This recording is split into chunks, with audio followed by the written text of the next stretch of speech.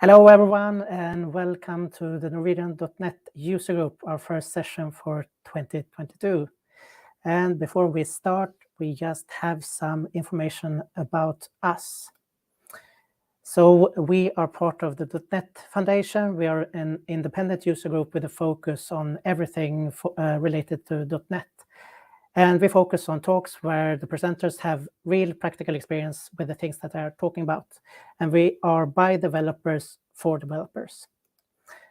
And if you want to reach us, if you want to have a presentation, or if you have any comments, you can reach us on the following email address, and you can also find all of our social media on this link. And we would like to take some time to thank our sponsors, because without them, we wouldn't be able to create this type of events. So we would like to thank Beck and Bouvet, Enso, Forse, If, Knowit, Microsoft, and Miles. And especially a thank you to two new sponsors here for this year, which is If and Knowit. Now, this is the organizing committee of the Norwegian.net user group. So if you see any of us around on a conference or a meetup, just get hold of us and give us some feedback or let us know what you think. I would also like to highlight an event which is called Global Azure. So Global Azure is a global conference taking place from the 5th of May to the 7th of May. And during these days, user groups all over the world will arrange meetups, both physical, in-person meetups, and also virtual meetups, where speakers can talk about anything related to Azure. So here in Norway, we at the Norwegian.net user group will host something called Global Azure Norway, and we have our open CFP. So if you're interested in talking, you can just scan this QR code. And please, when you submit to our CFP, you can mention if you can have your session, if it's a virtual session, or if it's an in-person session, or if you actually can do either or. And we are also a partner here with Microsoft Norway, and we have some free learning resources, and we also have a digital badge here that you can, if you go to this link, you will have an Azure Hero digital badge. And today we also have a competition. So for the person who is asking the best technical question, as judged by us in the Norwegian.net user group, you will stand a chance to win a very nice and cool Microsoft backpack. Now, over to today's speaker here. So today we're very happy that we have James Montemagno, who will talk about Go Hybrid across the web, desktop, and mobile with Blazor and .NET MAUI. Before we welcome him, just a quick look at the agenda. So James will talk for some 50 minutes, and then we will also make sure that we have time for some Q&A. So with that said, I would like to introduce here our guest for today here, James. Hi, James. How are you? I am fantastic. How are you? Yeah, pretty good. How is 2022 treating you so far?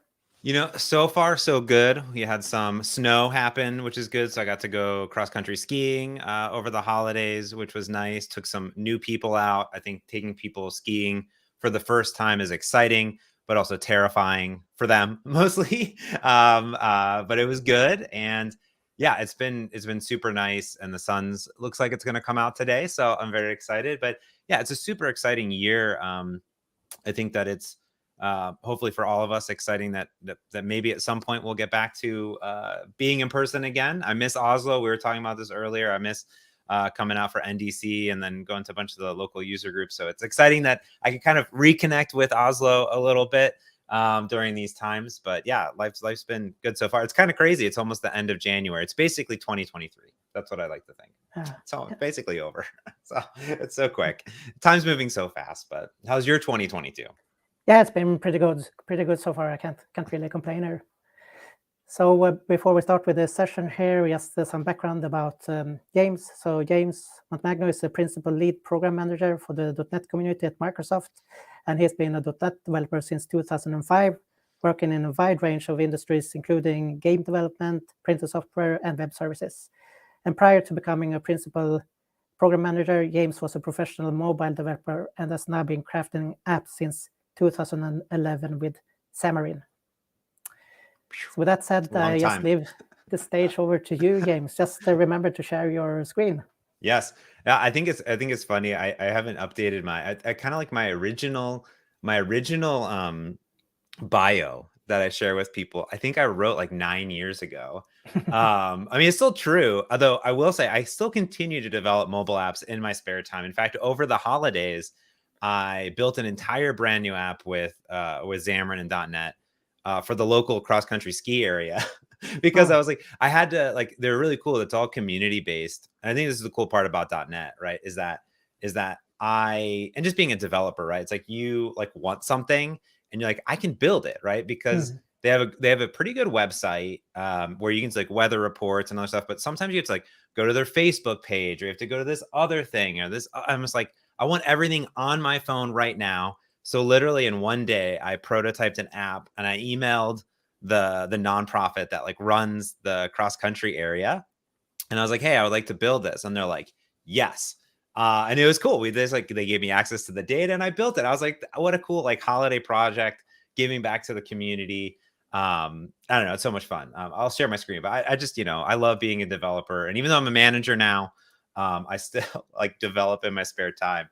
But everything that you said is true. I feel like my bio dates me now, but just an old manager now. But I love this stuff. I love it to death, and I continue on. I think that's the fun part about being a developer is you're always learning and always growing, and there's so much new stuff that's happening all the time. So I'm excited to share a whole bunch of cool stuff with everybody. Yes. And then also for the audience, if you have any questions, just please put them in the comment section. So so looking forward to your session, James. Awesome. Thank you. Awesome. Yeah. So yeah. Also, I have the comments here. I can see them in our StreamYard thing here, which is cool. So if you have any questions, I can see them as well. So I'll try to answer them along the way. And I love being interactive. So I have of course all my demos, and my slides, and all the other stuff that I want to show off. But at the same time, I want to answer all of your questions live. That's why we're doing this live, right? So as Hakan said, I'm James Montemagno. I work at Microsoft on our developer community team. I work with an amazing group of individuals that help share .NET with the world and also help build the community up and keep things going and collaborate with user groups, with bloggers, with content creators, with library creators, with the foundation. We do all sorts of cool stuff as well. You can find me anywhere on the internet at James Montemagno on Twitter, on YouTube, and the .NET YouTube as well, which is /.net. And you can always reach out to me anytime for anything. Now, today's an interesting topic because I have been a mobile developer and client developer for like 15 years. Like I found desktop development with WinForms and then WPF, and I fell in love. I'm like, this is the most amazing thing ever. And then I found mobile devices and I found Xamarin to build iOS and Android apps with .NET, and I just simply fell in love. Now, I've never been a web developer. It's not my thing. My wife is the web developer of the family. Like she understands how the web works. I have no idea. I don't understand it. However, when Dan Roth from the ASP.NET Core team introduced me to Blazor, it blew my mind. It's sort of like I understood web development for the first time because it gave me a similar coding style to building client applications. Like I never really could grasp in my mind that if you're on a website and you press a button, like where does that code run?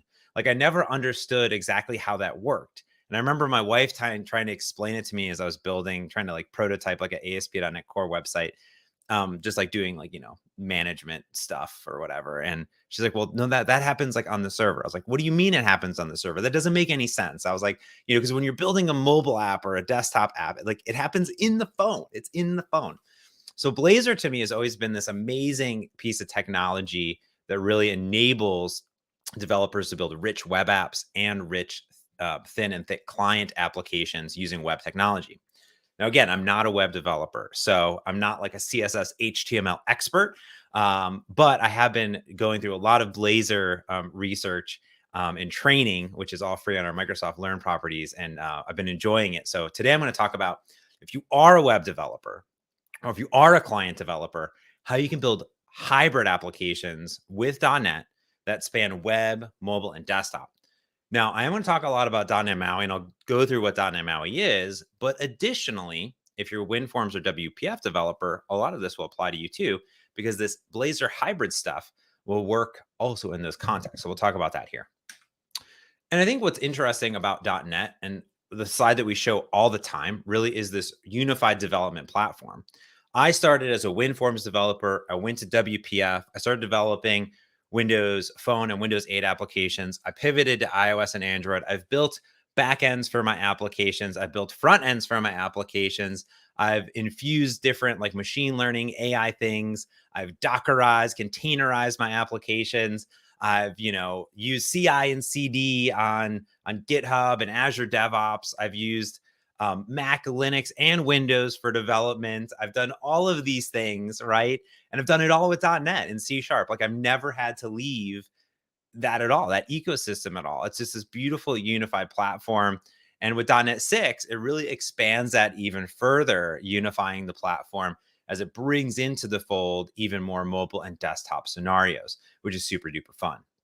Now, Blazor is part of ASP.NET Core, and there's many things that you can build with ASP.NET Core, including web APIs, full web applications, microservices, background worker jobs, a whole bunch of things.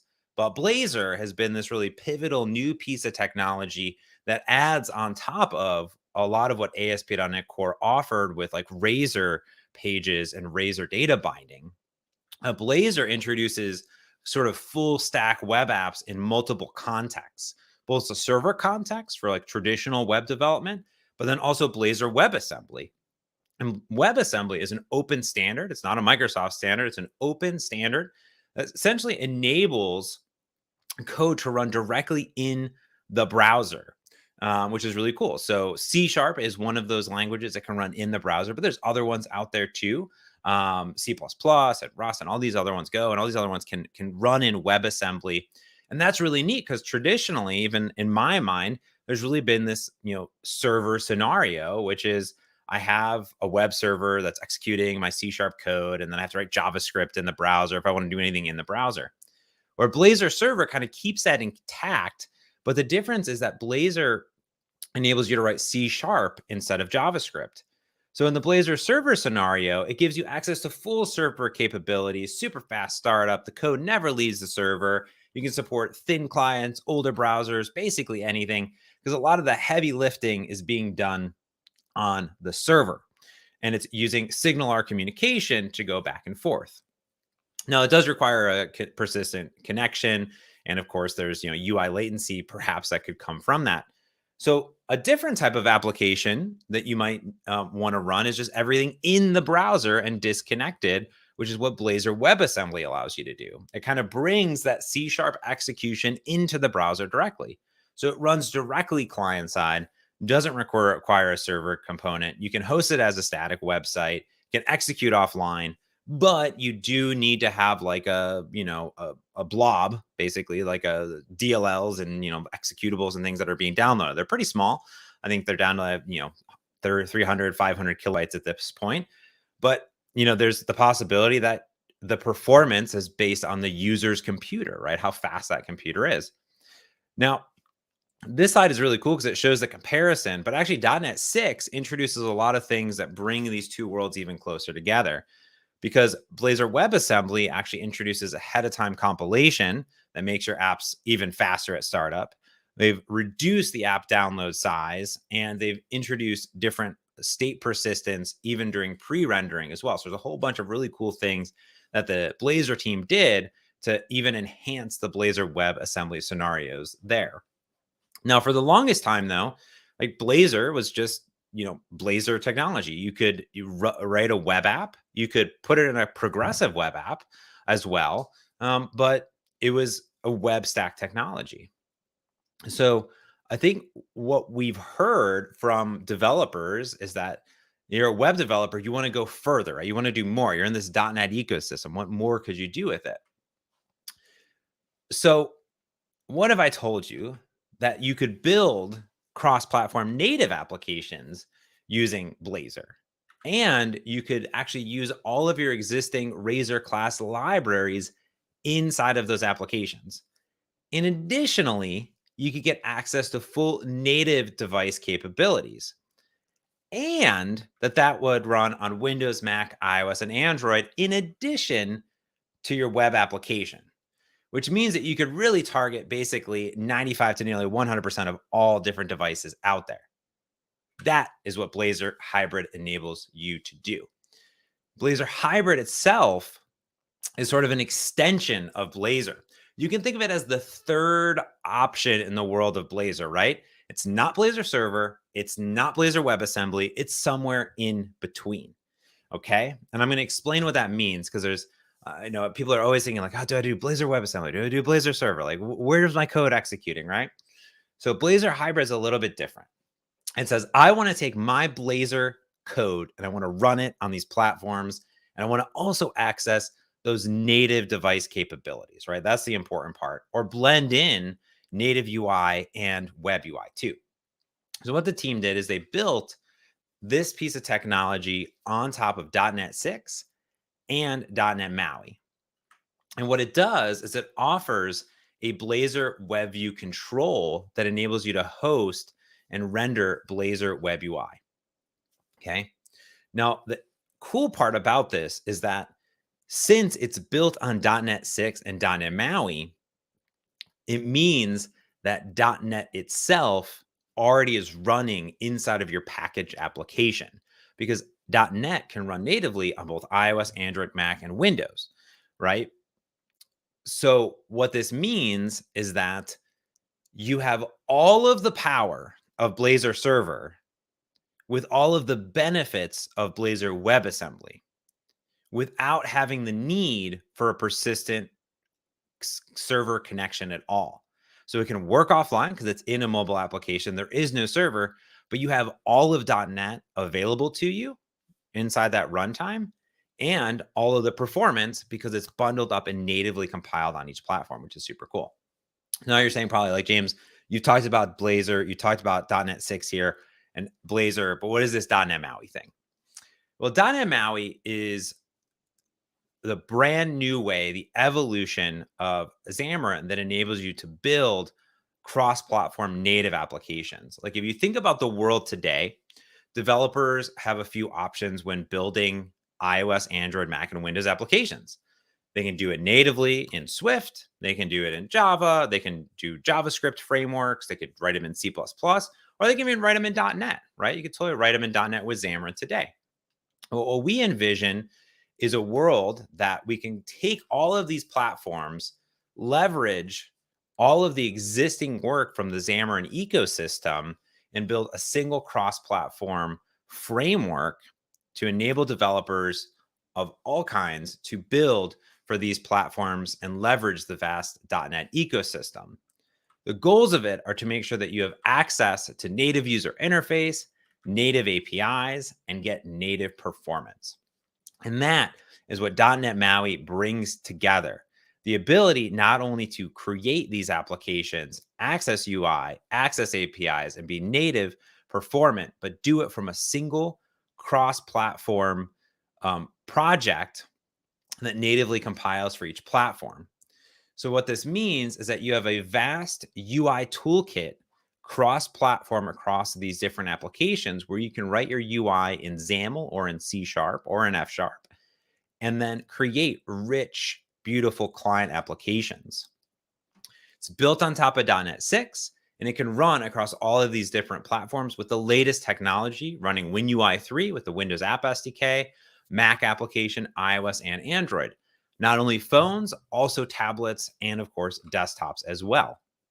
What's really nice and what I'll show off here is that the team on .NET MAUI has really simplified cross-platform development into a single code base, single project that offers a whole bunch of really unique capabilities, including cross-platform images, fonts, or resources, splash screens, icons, and a lot more. Right now, it is in preview. In fact, everything I'm showing you is in preview today, including on Windows preview of Visual Studio, and it's aimed to be generally available later this year. So .NET MAUI itself, like I said, the team's goal is to make the most productive way to create native performant cross-platform apps from a single code base. And then what's cool here is that Blazor Hybrid joins together with .NET MAUI, enabling you to reuse those existing components, access those native capabilities, and natively deploy those into the app stores for iOS, Android, Mac, and Windows. Also, while being able to publish your web application. So if you're a web developer today, what this enables you to do is build your web app and immediately bring it over into a native application, which is quite amazing. So what does this look like?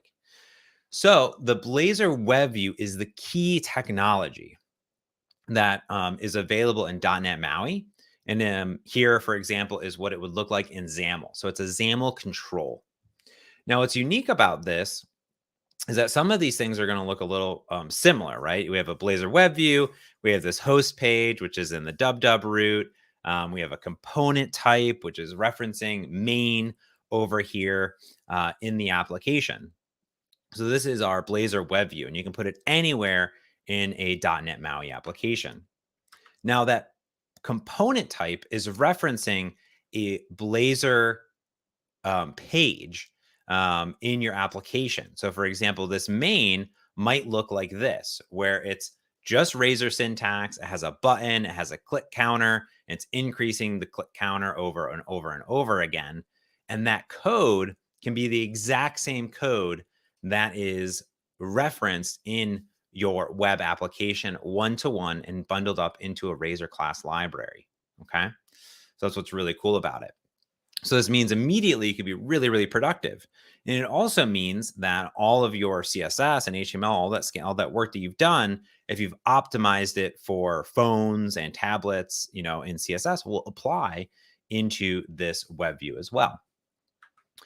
Now, I can't emphasize enough with Blazor Hybrid that 100% of the app is running natively on the device in one process. There is no HTTP, no network, and no browser sandbox. You can punch out of the sandbox and share state and access all the native capabilities, right? Now, you have access to HTTP and the network, of course, because it's a mobile application, but it's not required, right? Unlike if you're building a Blazor server application where you need that persistent state.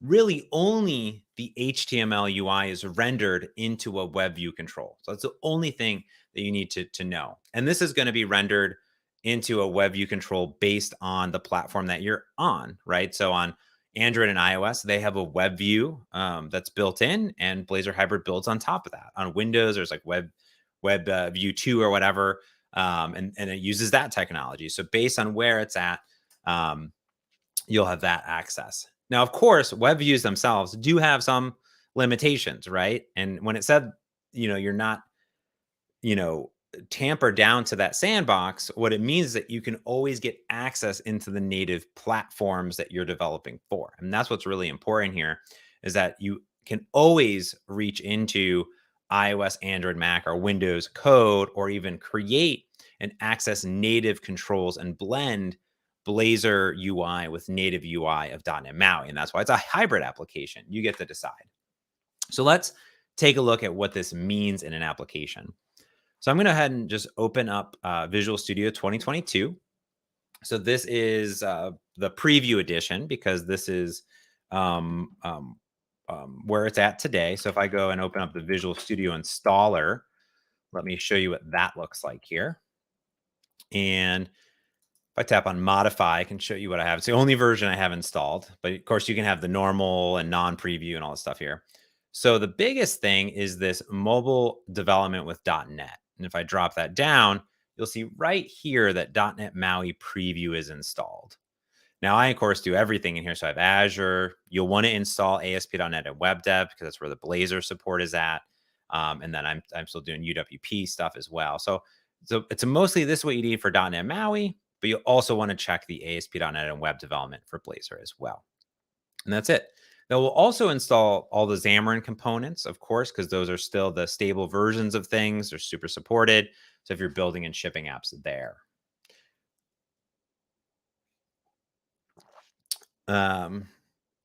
I'll get to Jonas's question in a little bit when we go to deployment. I'll talk about that totally.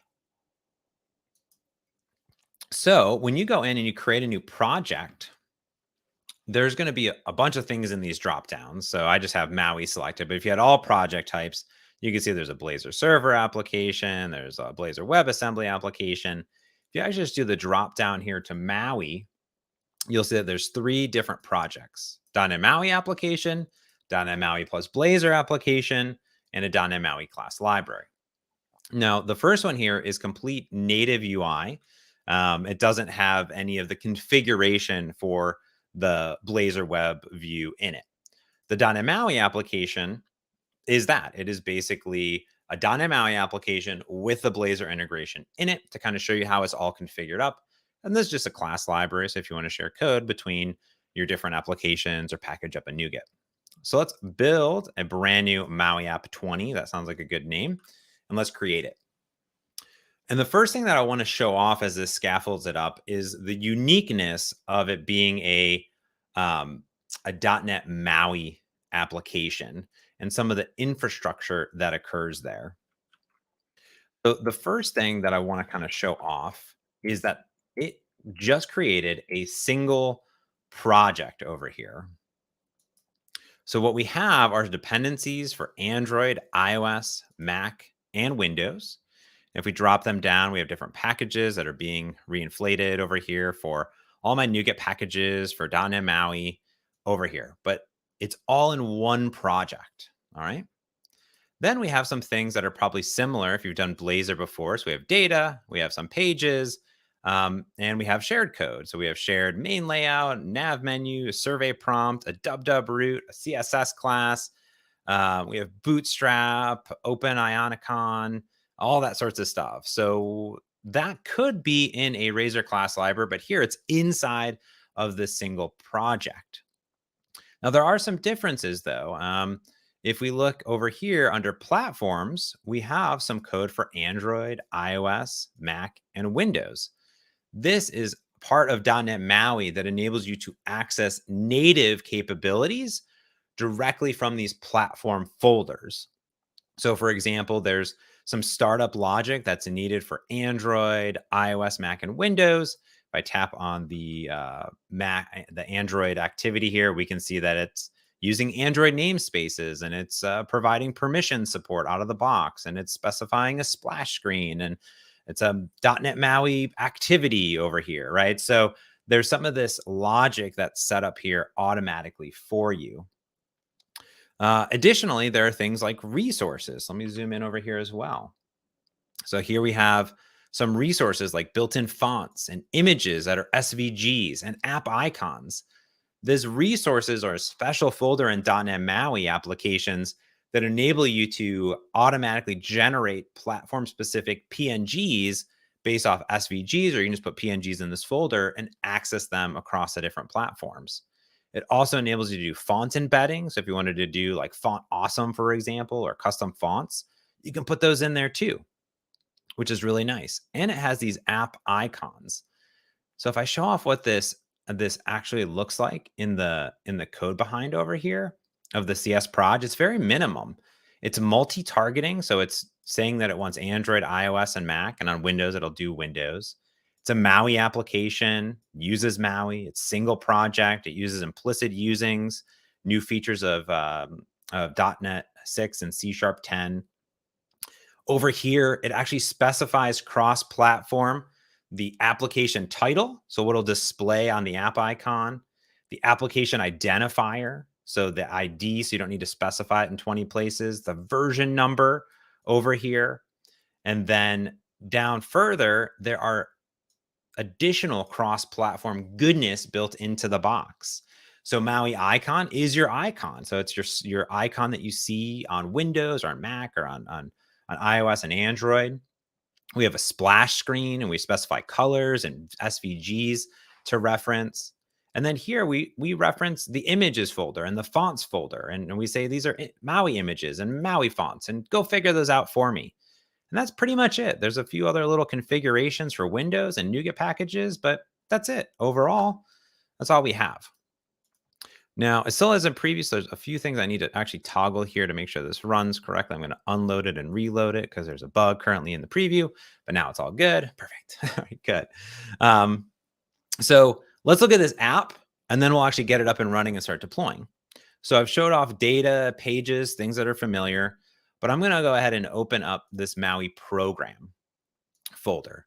Now, this Maui program should look pretty similar if you've done ASP.NET core development before with the program file, right? So in a program file, there's a host builder, you register your services and dependency injection and all that stuff.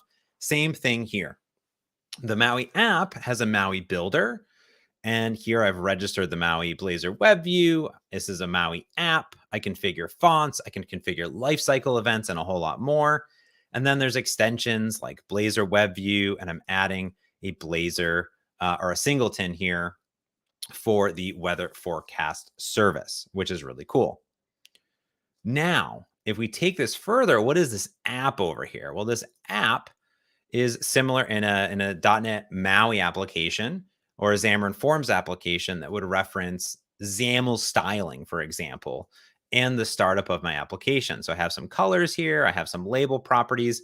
Basically, you can think of it as this is where my CSS would go for my native controls over here. In the code behind of my app that's starting up is the program starts the app, is all it does is tell it, what do you want to start? When I start the application, boot it up and go to this page. And again, there is some XAML here. So if we open up the main page, we can see that this is what it looks like. We have this content page. We're setting a background color. And then there's one control with this, which is the Blazor web view. And this is the same code that I showed earlier.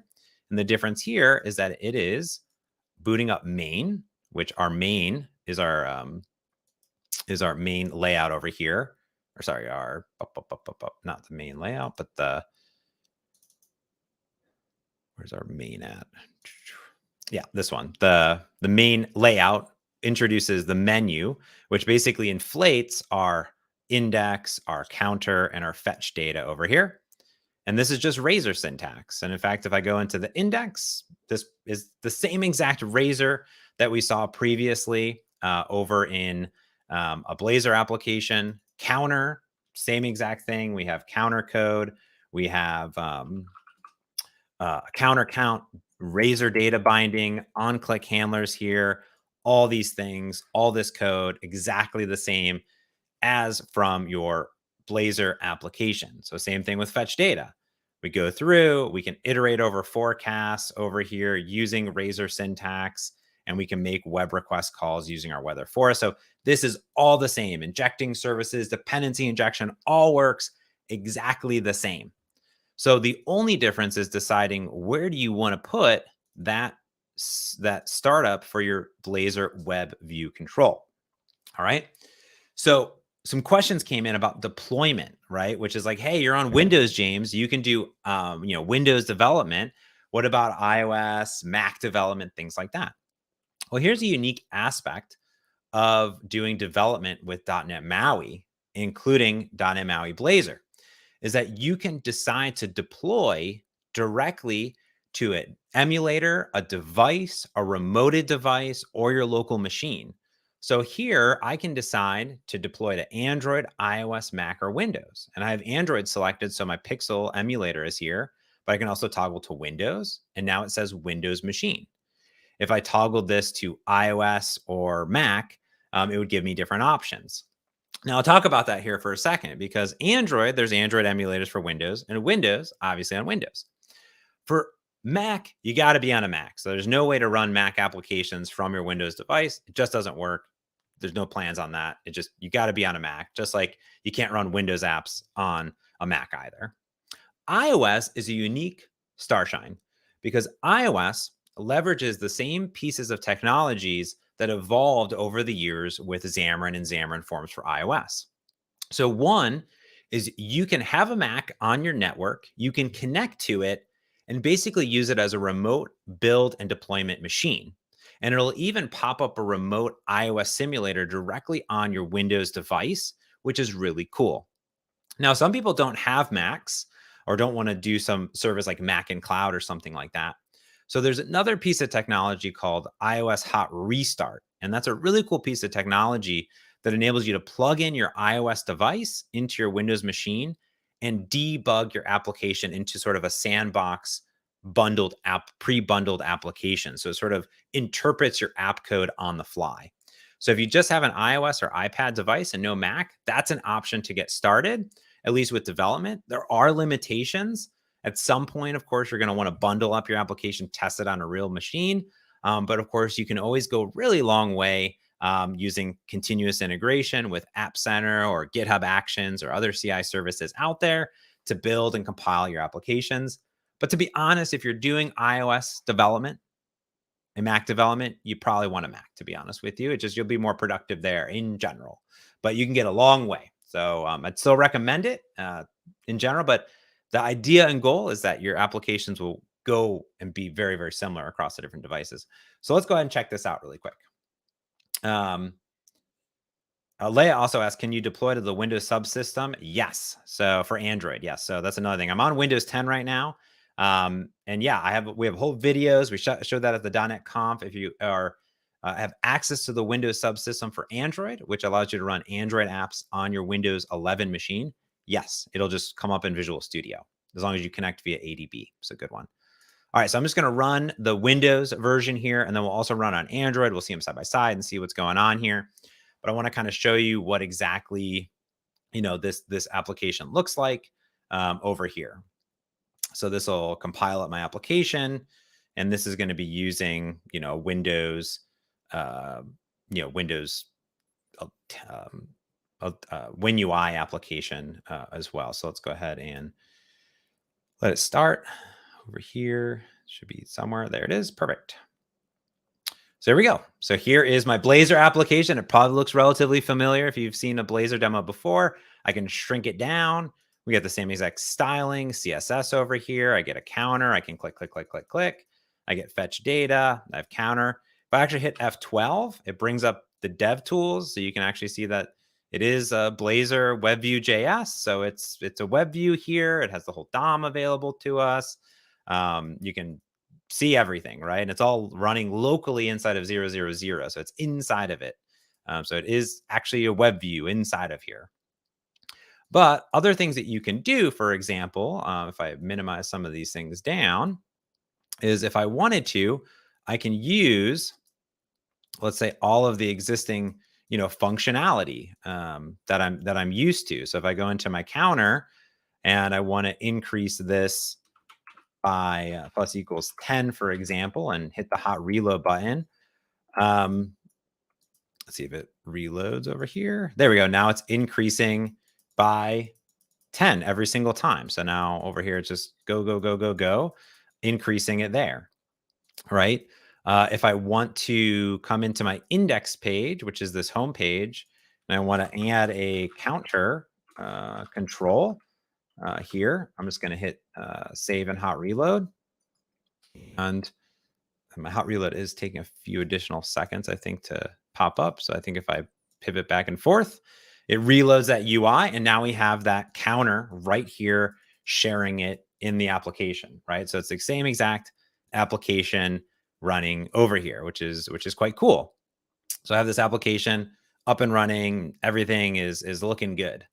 Now, if I take that application and I decide that I want to run this over on Android, I can also do that same exact thing. So I can now run this over on Android. And I have my Android emulator right here. Let's get this up and running. And this will now compile up differently, though. It's going to compile a native Android application and then use the Android web view control to bundle that up and deploy it inside of here, which is a little bit different than what we would do in a traditional native application. So this is still going through a native compilation process. It's bundling it up into an Android package. It's signing it. It's doing all that work. And of course, you can debug it. You can use hot reload, all those same things. This is going to take little bit longer because I am screen sharing and I have other Visual Studios up and running. So it's going to take a little bit of time, but it does do for the first build. It usually takes around 30 to 60 seconds based on your machine for the first build, and then kind of iterates through it. So there we go. It's doing some more packaging over here. Good question from Clemens, who asks, do Blazor components have a binding context or a VM? How does the hybrid model fit into the MVVM pattern? Well, it kind of depends. There are different packages out there for Blazor that help you, orchestrate your code a little bit different.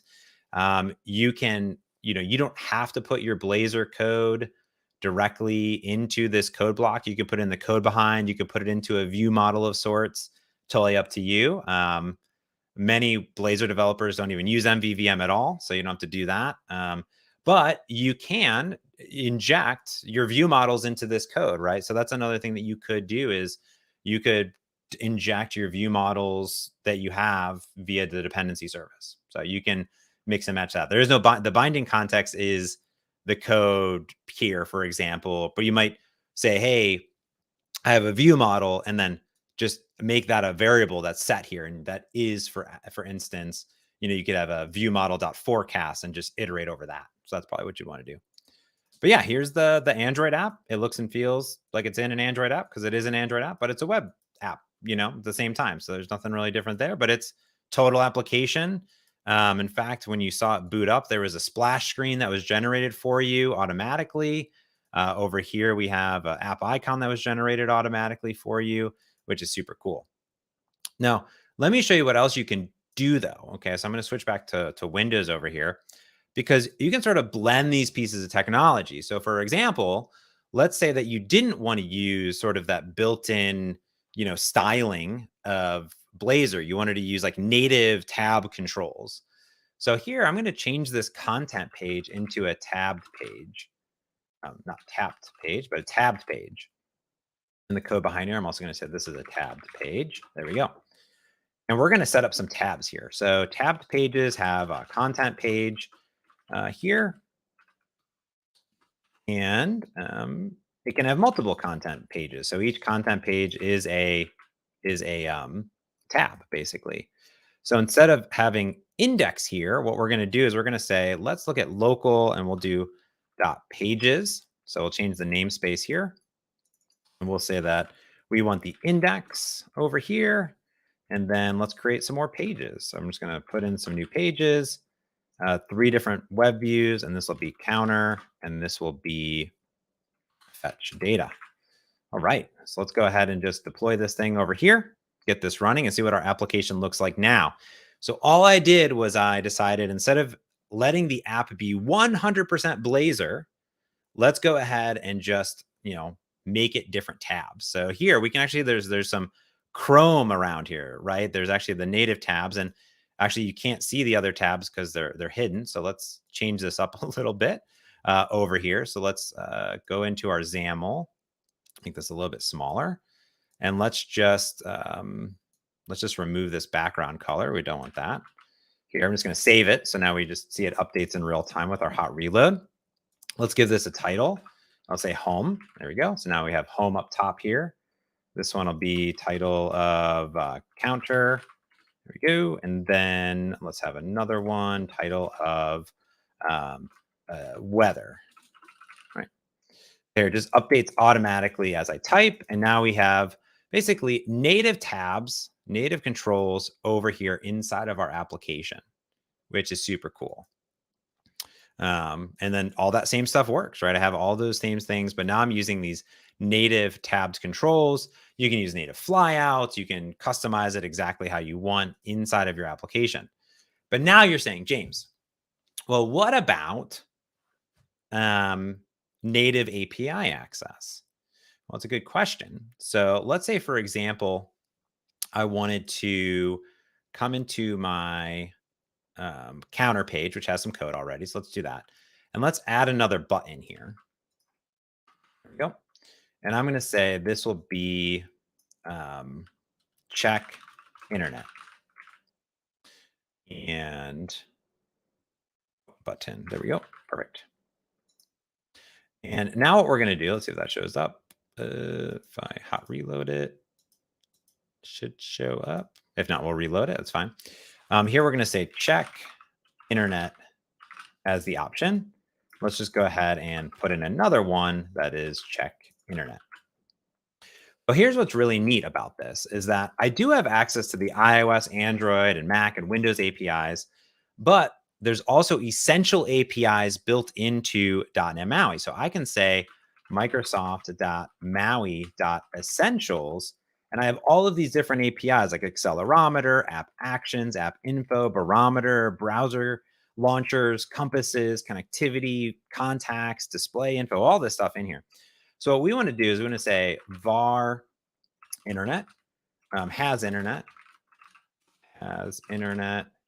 equals connectivity dot connectivity dot. And we'll say network access, and if it equals the internet, then we have internet. So that looks good. And I'll say var type, and let's just do connectivity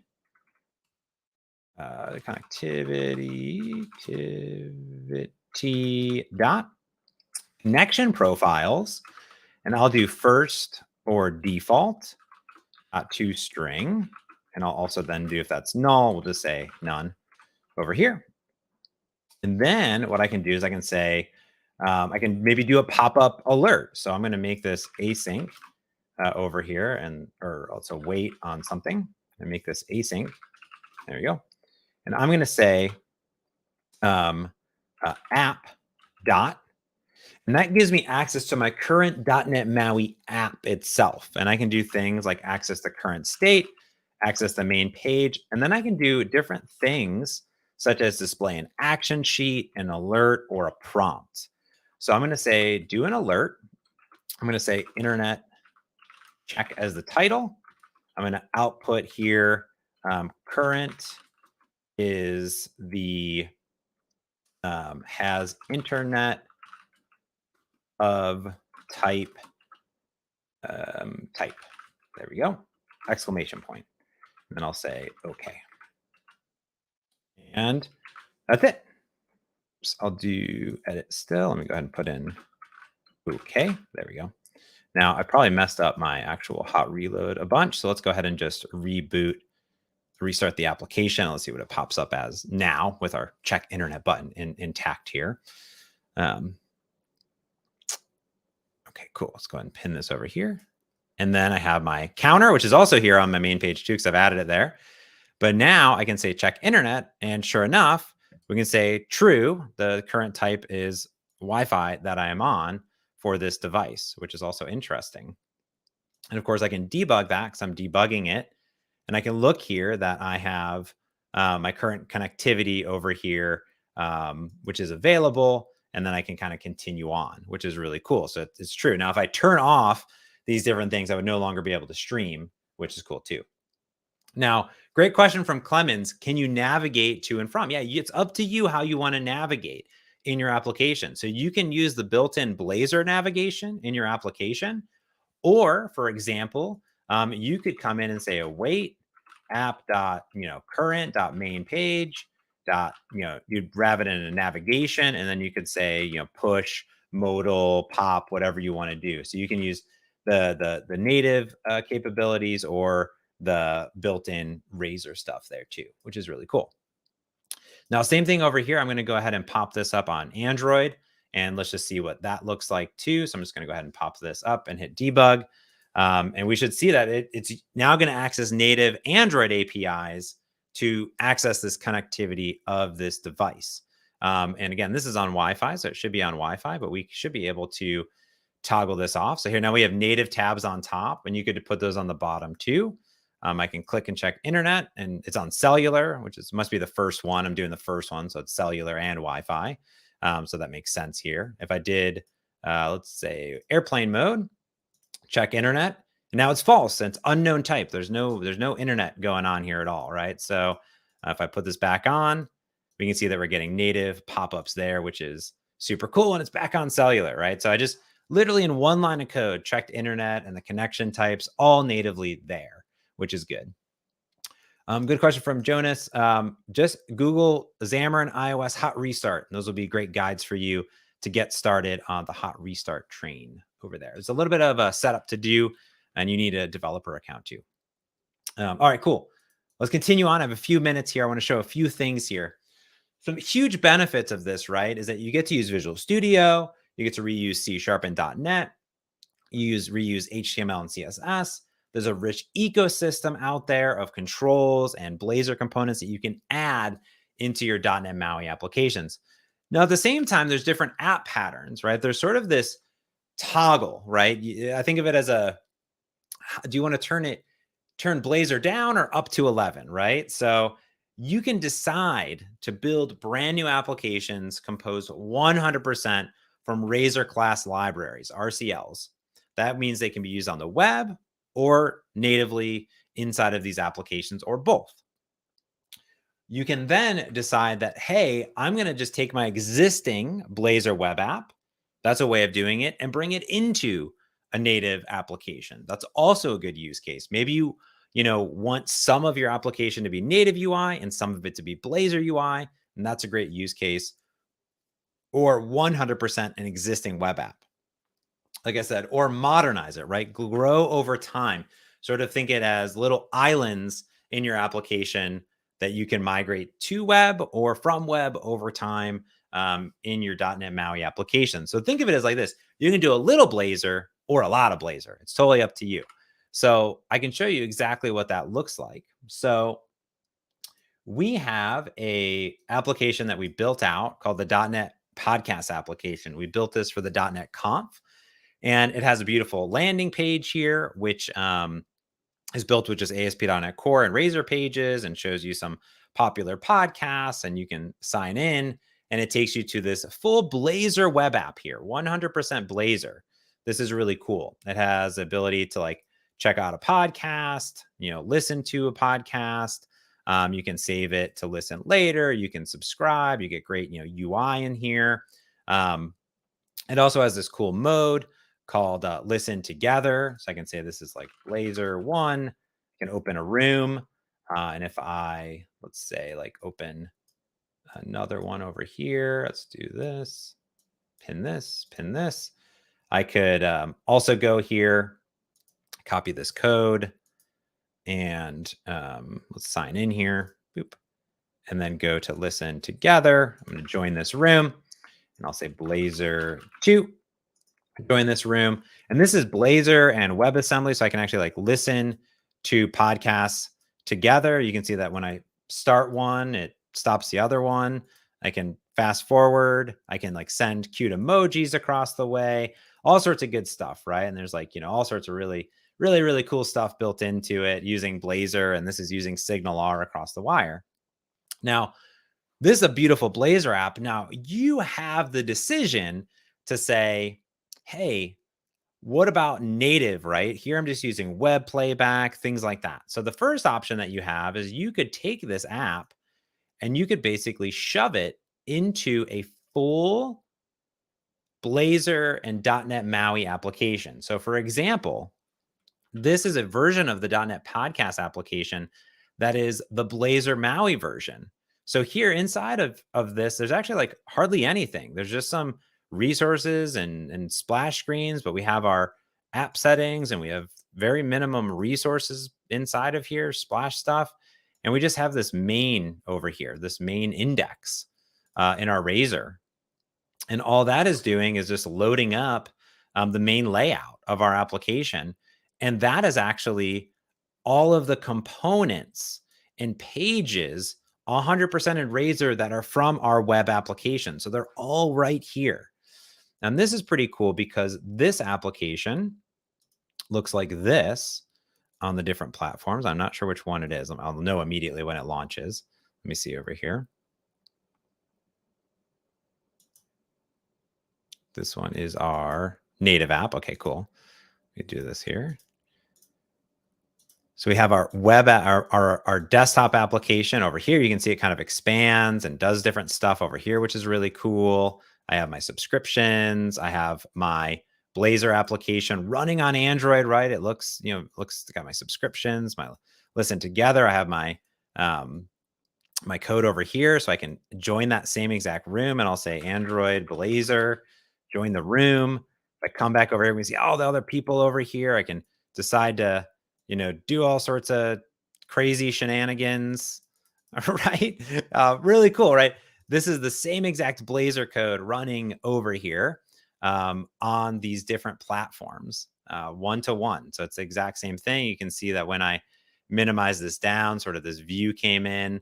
I have some different capabilities inside of here to like clear out the disk space, which is cool. And this is just the exact same Blazor application running. So it's exactly what we just saw. However, there's a lot of advantages to using native UI, native playback, native capabilities.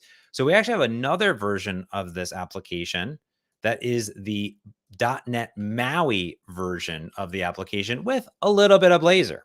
So here, all of our pages are written in XAML with native UI, native capabilities. Inside of our platform folders, we have native audio service code, native integrations for detecting different capabilities on the device to tie into the launch screen and access those different things. Do really those native shell and share integrations that we want inside of our native application here. So if I actually run that application on these devices, let me go ahead and do that here. We can see that this is our native application that we have up and running on Android and on Windows, and it's also on Mac and Windows too. Here we can bring this over. But now we're getting our native controls, our native integrations inside of here. So if I come in, I get native, native navigation, native tabs. I get my subscriptions here. I get all those things. And if I play, it actually is going to look a little bit different because it is going to use native Android playback, not just a JavaScript library to play back those capabilities. So I have the option, right? But here's a cool part, is that this application uses a little bit of Blazor, specifically for that listen together page. This is pretty cool. What the team did is they broke out that listen together component and packaged it up into a Razor class library. And here it's using the Blazor WebView, but the native player control and playback capabilities of the device. So if I go over to the listen together mode, this is a Blazor UI that's over here. So I'm going to say hybrid on Android and say join room. And here I am now inside of the Blazor view over here, but I'm going to get listening to the native playback capabilities, native integrations over here, but I can still send different emojis and things like that across the wire. And notice when I start music, it also starts on Android, all using SignalR and sharing a bulk of code. So it is really a toggle of how much or how little you want in your application. So as much or as little Blazor as you desire. So there's all sorts of benefits here, right? Especially if you're a web developer. You can reuse your web development skills and code. You still have access to the native capabilities. You can mix and match web and native UI. It'll help you reduce app size or app development time as well. Of course, there are unique tweaks to iOS and Android, Mac and Windows to be aware of, but you always are able to break out of that sandbox. Now, this Blazor WebView that I've showed today is nearly everything has been in .NET MAUI, but realize that these same capabilities are also in preview for WinForms and WPF. You can actually just bring in a NuGet package for WinForms or WPF in the .NET 5 and .NET 6 versions of those apps and start to light up new features and functionality. So if you want to modernize your WinForms or WPF applications, you can do that with Blazor Hybrid. So in summary, choose web, native, or hybrid. It's totally up to you. Everything is built natively on top of .NET MAUI. You can also modernize your existing WPF and WinForms applications. You can start today checking it all out inside of the Visual Studio 2022 preview. It's looking to release into GA in Q2 of 2022. It'll ship the same time that .NET MAUI does. The Blazor Hybrid stuff will ship at the same time. All of the Blazor Hybrid work is done inside of the .NET MAUI repo. So you can check that out at github.com/.net/MAUI. And you can access that source code for the .NET podcast application that has the native app with .NET MAUI with a little Blazor and also the full Blazor application as well on GitHub at github.com/Microsoft/.NET-podcasts. All that code is all available. And of course, everything else I showed you was file new, playing around inside of there. And that's it for me. And I'll open up and try to answer additional questions if there are any, but I hope this was enjoyable for everyone involved. And thank you. Thank you. Thank you so much, James. This was really a great session here. Actually, we had one small comment here from Clemens. Does combining WinForms and Blazor seem wrong, or does it feel right? I think, that's the nice thing about applications over time is you're in control of how you want to modernize applications. There's a lot of developers that I've spoken to that are like, we're maintaining our existing WinForms application for the last decade, and they've been moving it along. They upgraded to the latest framework, and they wanted to upgrade to Core and then .NET 6 now. But they said they still have a challenge, right? Which is a lot of their team are web developers, and they can't contribute to the WinForm. So now they have like fragmented teams. So the idea that a lot of the teams have been talking about introducing and blending Blazor in is, hey, when we develop stuff for the web, we can also reuse that knowledge over inside of our WinForms or WPF application. And the nice thing is you can style it however you want.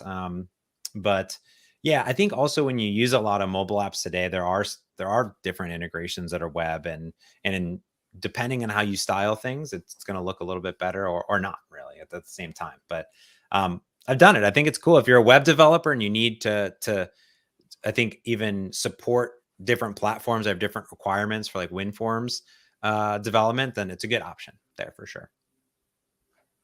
Yeah, you also got some love here from the audience. Thank you so much, Jonas. Appreciate that. Nice. Yeah, so then I think we've actually come to the end of this session here. So thank you so much. Yeah, absolutely. I'm glad I could answer questions along the way. So with that said, I just want to thank all of you who are watching live, and also those of you who will watch this afterwards on our YouTube channel. And I wish you a nice week ahead, and looking forward to seeing you in some other session in the future. Thank you so much. Cheers.